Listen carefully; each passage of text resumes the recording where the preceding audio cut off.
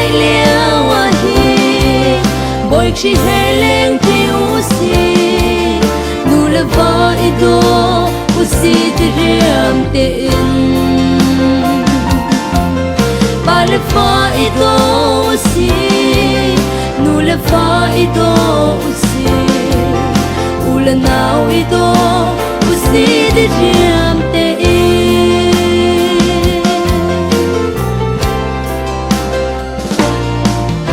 oi dot na nu le na pa arau rana an thi khau anun chunga diriam te do di dum alung fatar sual nala ngai chia in tar nala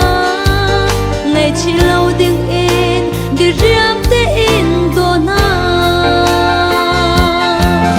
santa kan ngai lia wa hi boy chi heleng ti usi nu le va ido usi diriam te in ba le fa ido usi nu le fa ido usi ula nau ido usi diriam te in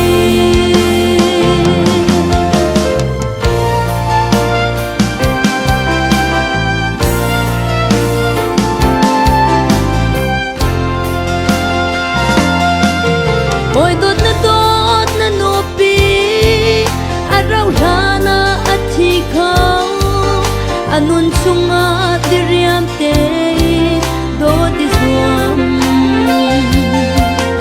alung thin fa tar sual la ngai chia in tar sual la ngai chi lo ding in lung diriam te in do santa kan ngai lia wa hi boy chi heleng ti usi nu le va ido usi diriam te in ba le fa ido usi nu le fa ido usi ula nau ido usi diriam te in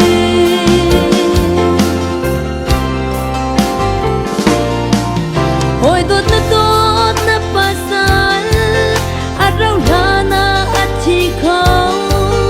anun chunga diriam te do di zuam alung thin fa tar sual ha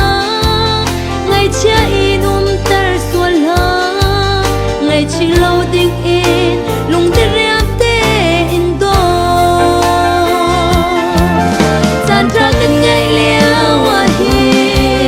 boy chi heleng ti usi nu le va ido usi diriam te in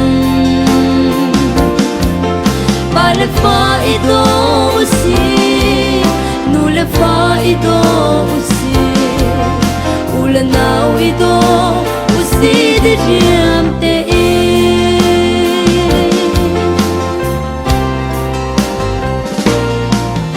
oi dot na unau arau rana athi khau anun chunga diriam te do di zuam alung thin fa tar sual la ngai chia in tar sual la ngai chi lo ding in lung diriam te in do santa kan ngai lia wa hi boy chi heleng ti usi nu le va ido usi diriam te in ba le fa ido usi nu le fa ido usi ula nau ido usi diriam te in